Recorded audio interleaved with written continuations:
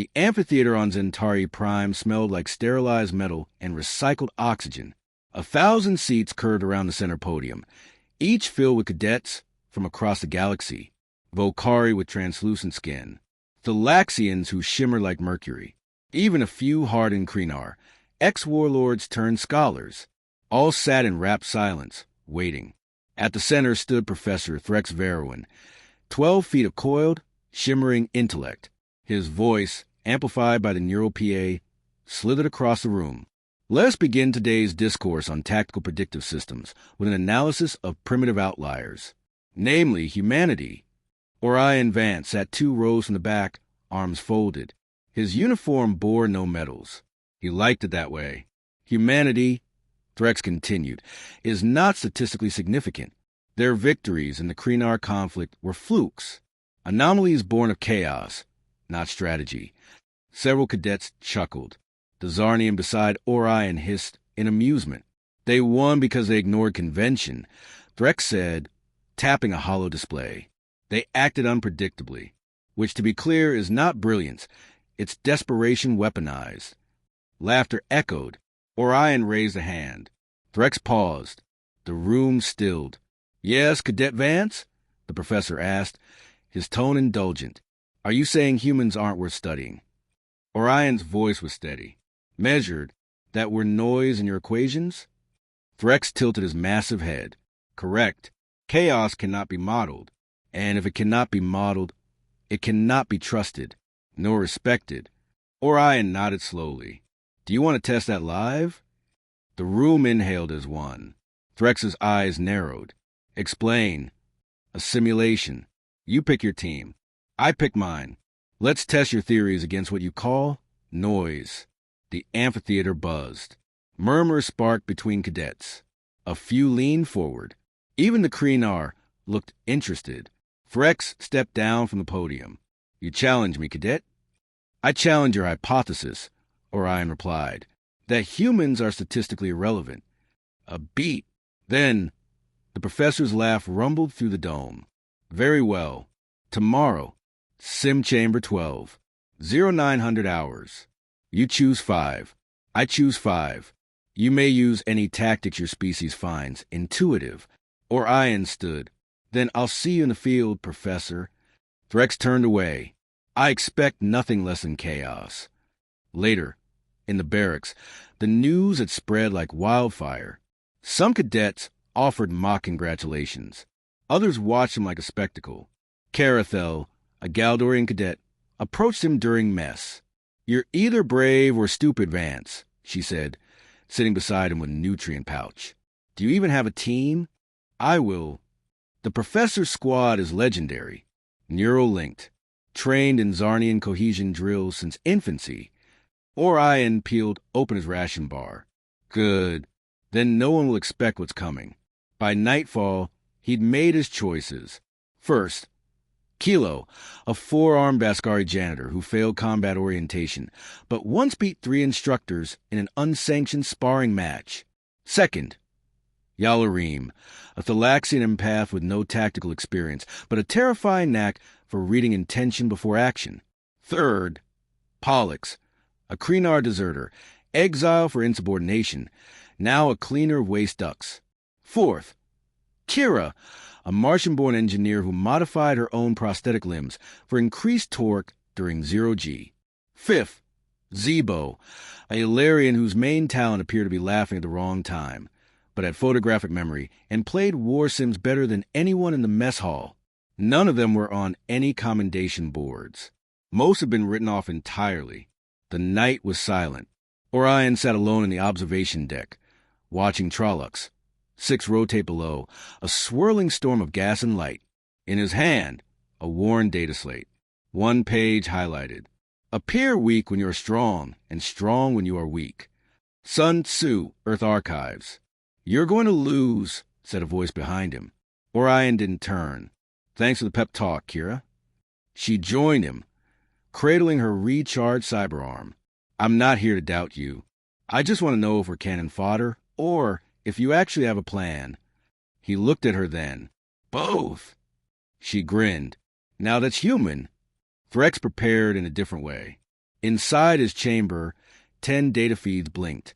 His neural team, elite Zarnian cadets, were linked via cognition web, every move rehearsed, every algorithm optimized. He will rely on misdirection. One cadet suggested. Chaos is not a plan, another replied. Threx said nothing. His mind wandered, curiously, to that quiet human cadet, the one who hadn't flinched. Tomorrow, he whispered, we will dismantle the myth. At 0859 hours, the sim chamber stood ready. Dozens of observers hovered in the control tower. Military brass, AI tacticians, consortium analysts. The war zone below was simulated down to grain-level fidelity. Mountains, forests, canyons, tunnels. Perfectly unpredictable terrain. At 0900, the gate opened. Orion stepped in, his 5 misfit teammates behind him. On the opposite side, Threx entered with his polished, perfectly armed unit. A loudspeaker crackled. Simulations start in T-minus 10 seconds. Orion turned to his squad. No heroics. No blind obedience. If something feels wrong, break orders. You're not soldiers. Your instincts in motion. Kilo nodded slowly. Got it. Don't act like soldiers. Exactly, Orion said. Act like humans. The countdown ended. The war began. And the myth was about to fight back. The simulated war zone unfolded like a dream crafted by a malicious architect. Broken cities swallowed by thick forests, jagged cliffs lining trenches, and tunnels burrowed through mountain roots. Mist clung to the ground, making visibility a tactical variable. Cameras hovered in silence above it all, broadcasting the event to every monitor aboard Centauri Prime.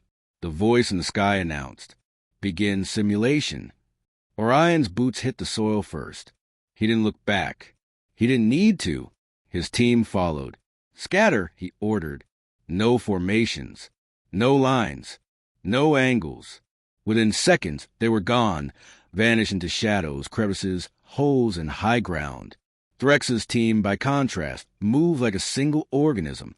5 Zarnian cadets, synchronized through neural links, swept forward in tight phalanx, every step calculated. Up in the control tower, murmurs began. One monitor zoomed in on the Zarnian squad's advance. Their formation sliced through the mist like a scalpel. Efficient, clean. The human side? Chaos. Kira had taken to the rooftops, crawling over rebar and ash. Yala was moving underground, every step guided by emotional tremors she pulled from the ether. Zebo vanished into the ruins, laying decoys with chewing gum and mirror shards. Kilo climbed trees no one expected could hold his weight. Pollux was already digging. To the observers, it looked like surrender disguised as motion. Inside the chamber, Orion stood still behind a ruined transport truck. He didn't move for 90 seconds. He was listening. "Yola," he said into the calm, "feel anything?" "They're thinking loud," she whispered. Confident. Cocky. One of them's already picturing the windscreen. "Good," Orion said. "Let's give them a preview." Threx monitored everything from his portable HUD. Patterns emerged on his neural overlay. Opponent movement arcs. Thermal signatures. Predictable entry points. "We have them surrounded within 400 seconds," one of the cadets reported. "They're improvising," Threx muttered. "Let them." From the ridge, the Zarnian squad closed in on a series of heat sources clustered near a collapsed comms tower. "Likely ambush site," the lead cadet said. "Proceed. Control the high ground. Eliminate resistance," Threx ordered. They moved. The trap was set, just not by them. The first explosion wasn't loud. It was dirty. Dust, debris, and jamming foam erupted from the ground. Zebo's booby traps activated not to kill, but to confuse. Comm scrambled. Neural sync flickered. "We lost vision," one Zarnian shouted. "Switch to manual override." Threx barked. That was when Kira struck. She leapt from the rooftop with a makeshift shock baton, modified from a broken power conduit. 2 quick strikes to pressure points. One cadet dropped. Pollux surged from below with a sharpened mining drill, driving the blunt edge into another's rib. Not lethal, just disorienting. By the time the neurosync recovered, 3 cadets were out. Threx clenched his fists. Recalibrate. engage individually. His remaining cadets regrouped, but the rhythm was broken. The elegant choreography of Zarnian warfare had devolved into reaction. From the side, Yala whispered over comms. One scared. I can feel it. Amplify it, Orion replied. She didn't need to ask how. She exposed herself, barely, enough for the nervous cadet to glimpse her movement. He fired wildly, missing every shot. The last of his comrades turned at the sound, and in that moment of confusion, Kilo dropped from a tree like a wrecking ball. 2 against 1. The odds didn't matter. They fought like cornered animals. 1 minute later, the Zarnian cadets were down. Simulation paused. A red line drew itself across the map. Threx's entire squad eliminated. Silence filled the control room. Orion didn't celebrate. He knew it wasn't over. He looked to the sky and whispered into his comms. He's coming in himself. Sure enough, the opposite gate opened again. Threx entered the battlefield, alone. Override protocol authorized, the system announced. Gasps followed. A professor had just activated personal command entry, a rare allowance during high-tier simulations. It was unheard of in a cadet challenge. From the command deck, General Voss of the Consortium leaned forward. Let it play. Threx moved the field like a god descending into a playground. He didn't speak. He didn't need to. His armor adjusted the terrain in real time. Thermal scanners painted threats through walls. His steps were silent, even in gravel. Orion knew the moment he arrived. The field felt heavier. We do this quiet, Orion said. No drama. No ego. He's headed for you, Yala said softly. Direct line. Let him come. Threx found Orion alone near a dried riverbed. He stepped forward and activated external audio. You use parlor tricks, he said. And you use a squad built like a spreadsheet. They were precision incarnate. And I was the wrench. They stared across the field. You have no date advantage left, Cadet Vance. Maybe, Orion said, lifting a small disc from his belt. But I do have a mirror. He threw it. The flash blinded Threx's visor for a millisecond, long enough for Orion to close distance. They fought, not with elegance, not with grace. Orion dodged the first blow, countered with strike to Threx's knee joint, then rolled behind cover. Threx's next pulse shot blasted the structure apart, but Orion had already slipped into the ruins. What followed was a chase, instinct against optimization. No patterns, no rhythm. Orion was unpredictable, and unpredictability couldn't be predicted. Every time Threx recalibrated, Orion changed tactics. He used the rain, echoes, broken tech, even his own pulse rate. Threx became slower, more frustrated. And then radio silence. Threx's HUD went dark. His sensors died. In the debris above, Pollux grinned. He jammed Threx's suit from an old energy node minutes ago. Orion emerged from shadows. Simulation override successful, the system said. Professor Threx incapacitated. In the viewing deck, no one spoke. Then came a slow clap from General Voss. Let that be a lesson, he said. Unpredictability isn't weakness. The simulation ended, but no one moved. Inside the viewing chamber, senior officers stood frozen, their expressions caught between disbelief and dawning recognition. Screens replayed fragments from a match, Threx's neural squad falling one by one. Orion using echoes to mask his movement, the final moment when Threx's suit lost all signal control. On the battlefield, silence settled like ash. Orion stood over Threx's powered-down frame, arms at his sides. His breathing was steady. He didn't speak. He didn't gloat. The fight was over, and victory had never been about glory. It was about proving a point. The simulation voice spoke into the stillness. Final result, Cadet Orion Vance, victory confirmed. Simulation terminated. All systems disengaged. Threx's helmet retracted with a hiss. His eyes, those multifaceted alien orbs, blinked against the daylight filtering into the chamber. Slowly, he sat up, his posture rigid, not from pain, but from something rarer in his species. Humility. Your methods, he began, voice rough, were not recorded in any of our prediction models. Orion offered a hand. That's because you weren't looking for them.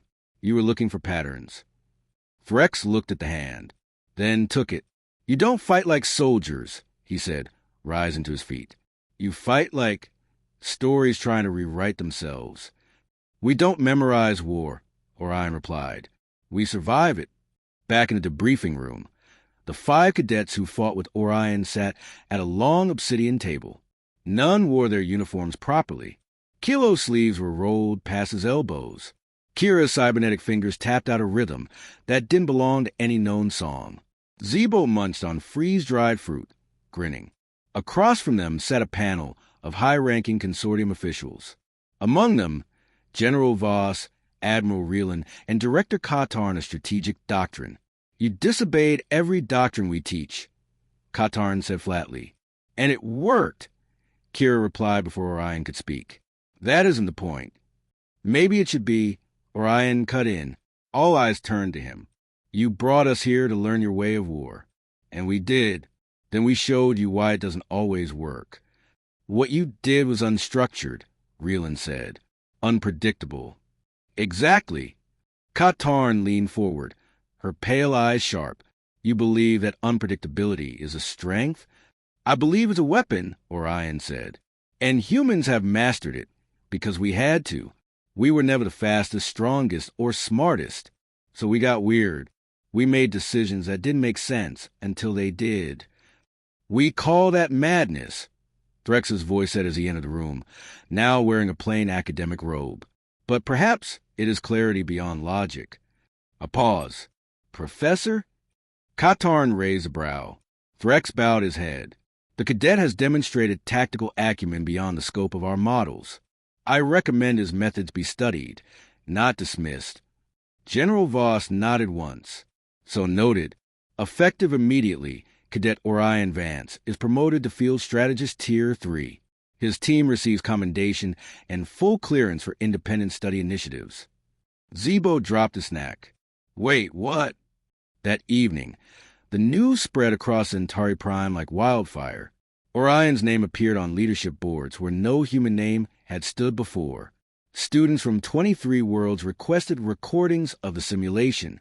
Entire forums debated whether emotion could be trained as a tactical variable.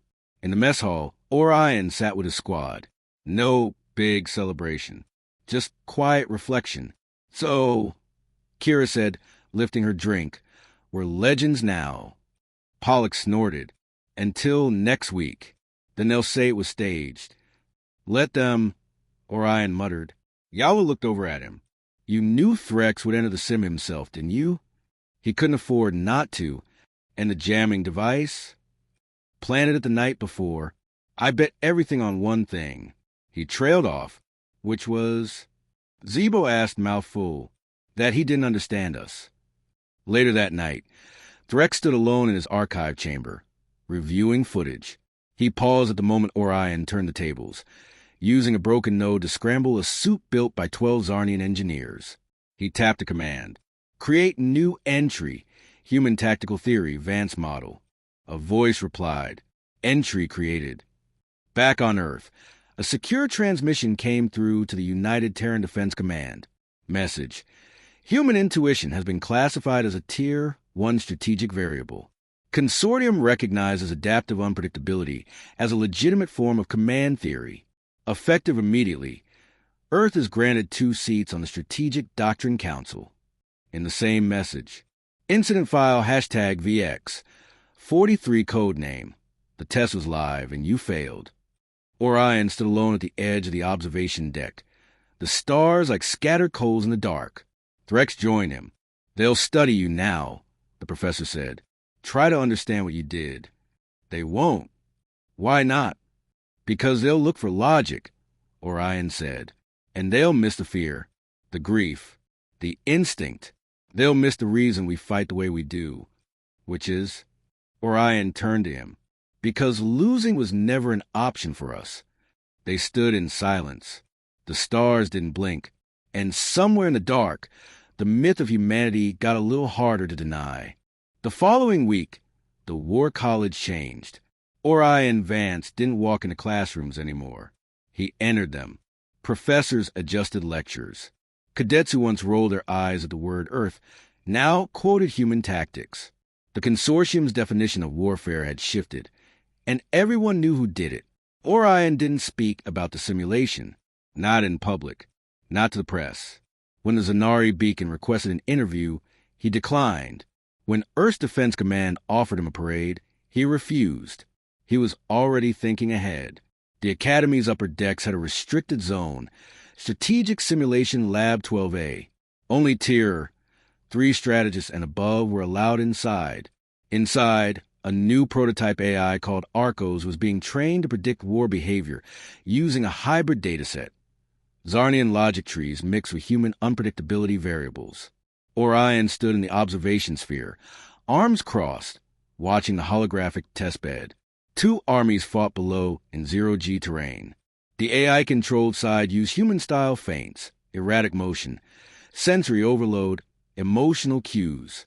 And it still lost. General Voss entered beside him, silent for a moment. "It's not enough to mimic humans," Voss said. "The AI doesn't feel threat. It doesn't understand survival. Because it's trying to win logically," Orion replied. "But war's not logical. It's personal." Voss studied the screen. "And if we can't teach that to our machines, then we rely on humans. People like you?" Orion looked down at the digital battlefield. "No, people worse than me. People scarred. That's who you want commanding fleets." Voss nodded. "That's why the board is offering you a command track." Orion didn't answer. "It's not an offer," Voss added. "It's history knocking." Down in the lower decks, Threx Verwin prepared for his lecture. He adjusted the presentation cube in silence, reviewing slide 34. Case study. The Orion simulation.